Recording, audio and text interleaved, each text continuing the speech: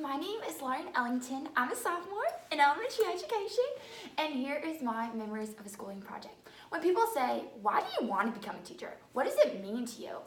When that question comes to mind, there's one word. It's connection. I want to make a bond and a connection with the children in my classroom. I understand that not all kids come from the same background, and it's very hard to come to terms with that. I have been a camp counselor every single year for the past 4 years at a camp called Camp Cheerio, and I work with the youngest campers. And in my cabin, I have been witnessing the amount of lack of love and admiration that these children need and they want. I've seen parents that somewhat have neglected their children, and that breaks my heart. And as a teacher, I want to make that connection with my child. I understand that children go home and they might not know when their next meal is coming, if their parents are fighting, if their parents are getting a divorce, whether they're going to be moving out of their house and living on the streets. It is so sad to think about these things, but that is one of the main reasons I want to become an educator, because I see this as an opportunity to give that child what they want. Every child wants to be loved. Every child wants a connection and have an older role model in their lives to just show them that you are worth something, you mean something. And I want to be that person in their lives. I have been very blessed in my family. I actually have many educators in my family, and I have seen the amount of dedication and hard work that these teachers have, and I'm amazed by their love for these students. And I have so much love to give, and I want to give these kids what they need, because I want to drive their learning and their passions. And I want them to look at me and be like, hey, I want to be like that girl someday. I want to stand tall and say, look, this is who I am, this is what I deserve, and this is what I'm gonna do. I think about elementary school. I think about all the fun field trips I went on and all the fun times I had at recess with my friends. But when I really think about it, I immediately think about this one teacher. Her name was Miss Lynch. She was my 5th grade teacher. And what's really neat is I actually moved here from Lexington, Kentucky in the middle of 5th grade. So I walked in this classroom and I see all these students and I'm like, oh my gosh, I know no one. I'm like this freak from Kentucky. And she immediately, I remember this like it happened yesterday. She welcomed me with her arms open and her big curly hair. It looks like she came out of an 80s sitcom. And she was like, Lauren, we are so happy you have chosen Highcroft Drive Elementary School. I am Miss Lynch and I'm your 5th grade teacher. I was like, oh my gosh. This lady is one of the nicest people I've ever met, and I've only known you for maybe 2 minutes. I thought that she was the coolest teacher on the planet. She was creative. She was fun. She had immediately embraced me, and I think that is an incredible trait to have. She was so dedicated to her work. She was passionate. She had a heart of gold. She was so caring. And to this day, I still see her around the grocery store, and she knows me. She's like, hey, Lauren Ellington, how are you? How are you doing? How's NC State? I miss having you in my classroom. And that just, oh my gosh, that just makes me feel so warm and fuzzy inside. When I think about her classroom in particular, some projects come to mind. One of the projects that I did was I had to research a very famous individual. So I got to research Martha Washington. Woo! Super fun. We got to choose someone that was related to the presidency, which is really neat. And so here's a paper that I wrote about her, which is like, you know, a paper. You know, kids are like, not gonna be like, oh my God, I wrote a paper. Well, I was excited about my paper. But instead of just writing the paper, Miss Lynch also let us dress up. I got to dress up as Martha Washington. And I said, you know what? I'm going full throttle. I'm gonna make myself look like this woman. She was born in 1731, and my golly, I was gonna do it. So I remember putting my hair in a bun, and I wore a blue dress, and with my bun, I actually wrapped bubble wrap around. It's funny that I still remember this. And then I put my hair around it, and then I put baby powder all in my hair, because I gotta look like I'm from 1731. And it was so cool. I got to dress like her, and then I got to tell all my classmates about her, and I thought that that was just so neat, because I wrote a paper about her. Yeah, a regular teacher would do that, but Miss Lynch, she went above and beyond, and I got to dress like her.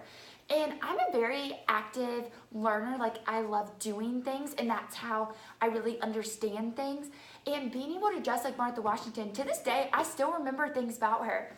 I got to make a trading card as well, which was really fun. And then on the back, I got to include like fun facts about her. So like where she was born, her education, careers, her children, which I thought this project really resonated with me, because how in the world is a fifth grade student going to be able to find a common ground with a woman from the 1700s? And what's so neat is that I still remember a quote by her, and she said that unhappiness is not how you should live your life. And I still think about that quote to this day, because I see myself, I'm a very bubbly and energetic individual, and I still think that like there's a reason why I chose Martha Washington. There's a reason why Miss Lynch said that, like, this is the person for you, I want you to study her. I thought that was so neat because I could find something that like I had in common with her.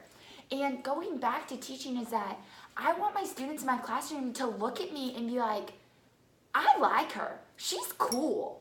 That I have a common ground with them, that I have a relationship with them, and they can come to me with whatever they need, or if they need to talk to me, or if they just want someone to talk about their day or ask them, what'd you eat for lunch today? That their parents at home are not going to ask them about, which I think is incredible with being a teacher for sure.